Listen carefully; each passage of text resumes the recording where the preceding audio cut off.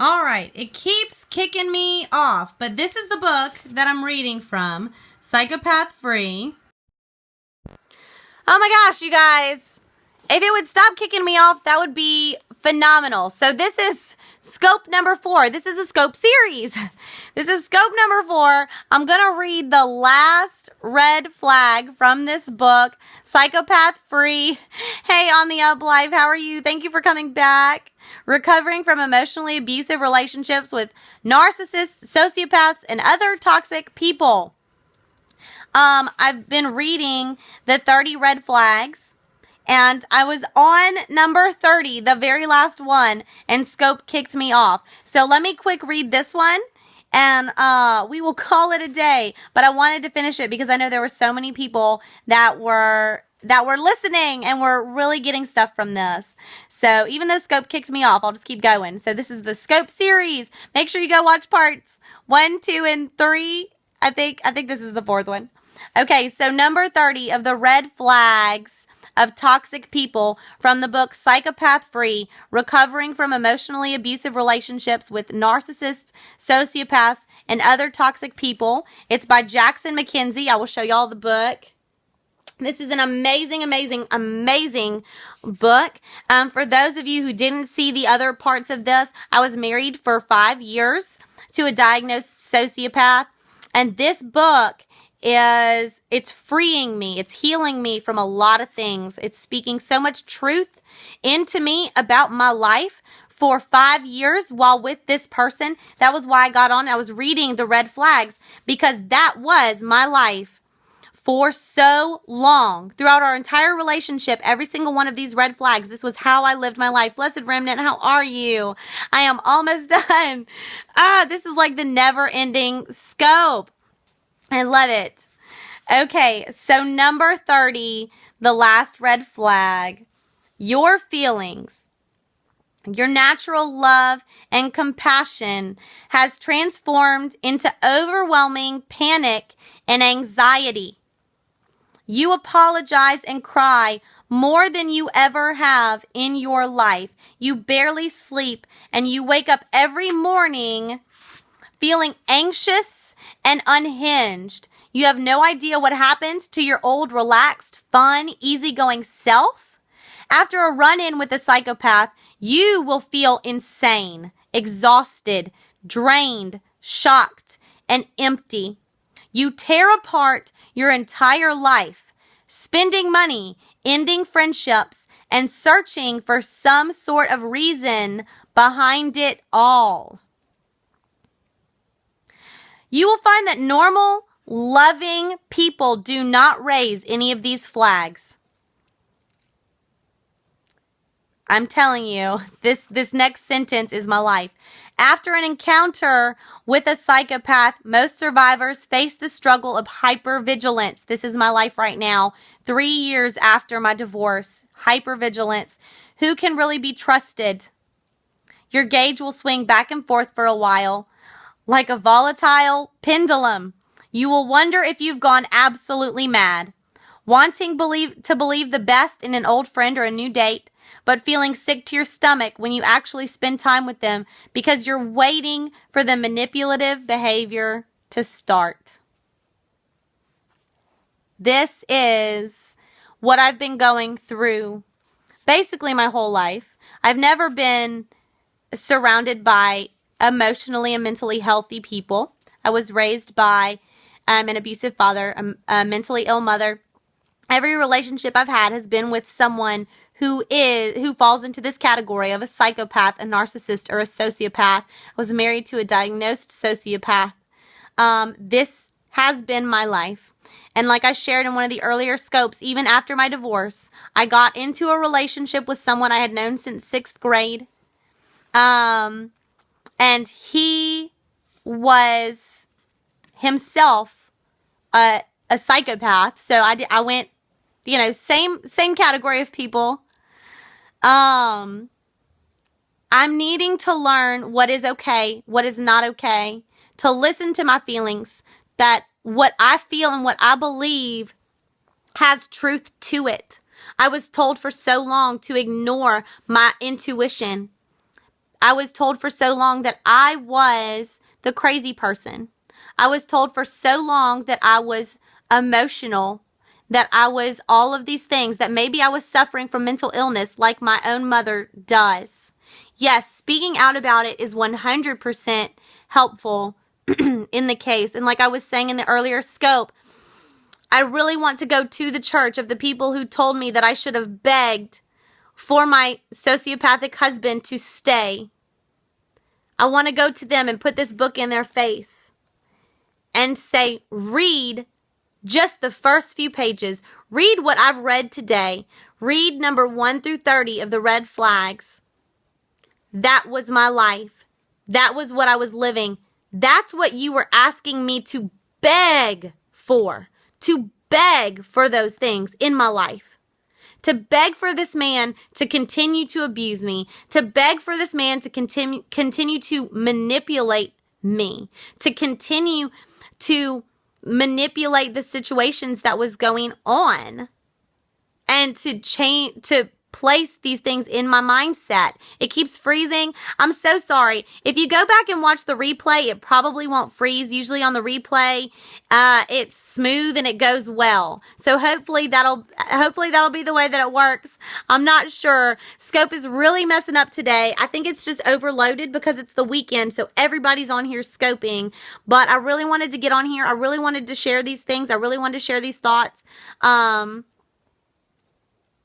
Okay. It's not freezing on your side? Okay, good. Like I was sharing, I didn't know what I was going to do this weekend. I'm on day 14 of my fast, or I'm on day 15 now, actually. I'm on day 15 of my fast. And so, I know that this is my time of growth and healing. And yesterday on Facebook, a friend posted this book and I said, I need that book. I have to go get it. I went to Barnes & Noble. I bought it. You can get it on Amazon for $8. That's a great deal. A great deal. I'm not being endorsed for this. This is just my own personal opinion. I want everybody to know that this is not a moneymaker for me. This is just me trying to provide healing for everybody who's suffering from this. So, Psychopath Free. I will be doing a review of the book on my blog. But go back and watch the other scopes if you want to hear the other 30 red flags of toxic people. If you want to hear some more about my story of my marriage and issues that I was struggling with and things that have happened since then. All of this is very, very important for me when it comes to speaking out about these things. And so I know that there were so many people on here earlier that this defines their relationships. This defines what they've gone through in their life and what they've been a part of. And my heart breaks for those people because I know what it's like. I've been there. I've done that. I'm still coming through the other side of healing. I'm still reaching that place. And so it may take a while, but we're going to get there. Hey, Paul. Yeah, we're going to get there for sure. So, all right. I hope y'all have a blessed weekend. I'm about to go and I'm about to get some more reading done since I only read through the first 5 pages. It took me a bunch of hours to do it because I was reading out loud. Emotional abuse is hard to recover from. I think because so often it's not accepted as true abuse. It's treated like it's a little bit lesser. It's harder to find treatment and support for emotional abuse. It's harder to find people willing to admit that they've gone through it and suffered it because they all have the same questions. Was that actual abuse? Is what happened to me wrong? Part 5. Whew. But we all need to make sure that we step up and support those who have been through it, especially if we've been through it ourselves. There's nothing wrong with admitting that you've been in those relationships and you've come out of that place. It should be treated the same. I don't think it should be treated the same. It's not necessarily the same, but it should be seen on the same level as the same severity of being able to cause as much damage to a person. Emotional abuse is very damaging, very, very damaging. I have lots of women who have come to me since my divorce who have suffered years, the same thing as mine. Yeah, maybe I should do questions and answers. Maybe I'll do that tomorrow. That would be great. That would be great. Oh, the law is being changed there. Wow. Wow. That gives me hope for my situation with my ex. Although emotional abuse is a lot harder to prove. A lot harder to prove. I'm trying to figure out how that would actually all be able to do. Oh, you're in the UK, of course. Of course. Yep, they're always on the cusp of those things legally. Definitely not here in the United States yet. But that's wonderful that it's being recognized. For sure. And I will definitely be doing a question and answer session. I can't do it anymore right now. My voice is shot. Shot. Hopefully so. Hopefully so. I will be praying for that. I will. And I'm going to be praying for the light to shine on the abuse so strongly that people see. Yes, thank you. Let me see. Am I following you?